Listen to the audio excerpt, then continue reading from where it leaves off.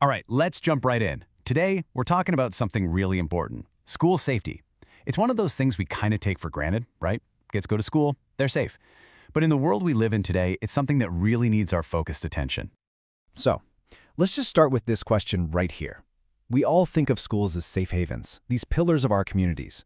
But are they really truly ready for the unexpected, for a real emergency?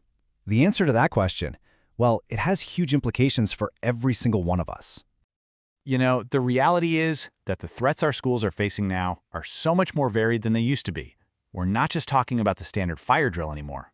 We're talking about massive, sudden earthquakes, fast-moving fires, flash floods right in the middle of a city, and even these crazy, extreme heat waves. These are the new realities we've got to be planning for. And that brings us to the big why. Why do we have to prepare? Honestly, it's because the stakes are completely non-negotiable. They're just too high to ignore. There are really two fundamental priorities that every school has to get right to be considered truly prepared. When you strip it all down, it comes down to these two critical things. Number one, and this is the absolute most important, saving lives. Nothing, and I mean nothing, matters more than protecting every single student, teacher, and staff member. And number two is making sure that after a crisis hits, the school can get back to its main mission, education, as quickly and smoothly as possible. This slide right here really paints a picture of two totally different worlds. I mean, look at the contrast. Without a plan, you get panic, chaos, confusion. But with a plan that's been practiced, that chaos turns into organized action. Panic becomes swift safety. The difference is just it's night and day. And it all hinges on being prepared. Okay, so if we all agree on why this is so crucial, the next question is obviously how. How do we build that organized, life-saving response we were just talking about? Let's take a look at the actual blueprint for turning these plans into real, concrete action. So, the foundation for all of this is the School Disaster Management Plan. And let me be clear, this is not just some binder that collects dust on a shelf, it's a living, breathing strategy. It's a document that spells out exactly who does what, where everyone needs to go, and how we're all going to communicate when things go sideways. This is the tool that transforms fear into a focused, effective response.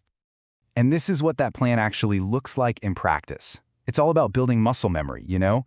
So for earthquakes, you drill drop, cover, and hold on over and over until it's an automatic reflex. For fires, it's all about practicing those quick, calm evacuations.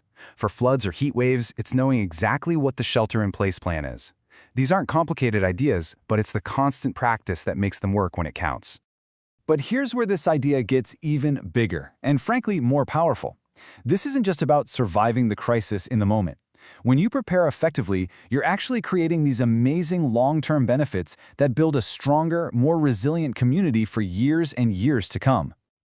Just take a look at this breakdown. For the students, practicing these drills doesn't create fear, it does the opposite. It replaces that fear of the unknown with confidence. And they're learning skills that they'll carry with them for their entire lives. Then, for the school as a whole, a good plan means a much faster recovery. It means getting the doors back open and getting kids back to learning with minimal disruption. It's a win-win, really. Everybody benefits. And this might be the coolest part of all. Think about the ripple effect here. When students learn these incredible, life-saving skills at school, that knowledge doesn't just stay inside the school walls. They take it home. They become these little ambassadors of safety, sharing what they know with their families and actually making their entire community safer. It's amazing. So, this all leads us to our final and probably most important point. Just knowing all this stuff isn't enough. Real preparedness, it's a shared responsibility. It's a call to action for every single one of us who's connected to a school community. I really want to drive this home with this quote from our source material because it just frames the whole conversation perfectly. It says that all this work, the planning, the drills, it's not a burden. It is an investment in our kids' safety and in the stability of the places where they learn and grow. It's such a powerful way to think about it. So we'll leave you with this question to think about.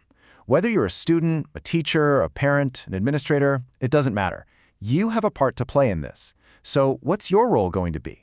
How are you going to help make your school not just a place for learning, but a true model of safety and resilience? Thanks so much for tuning in.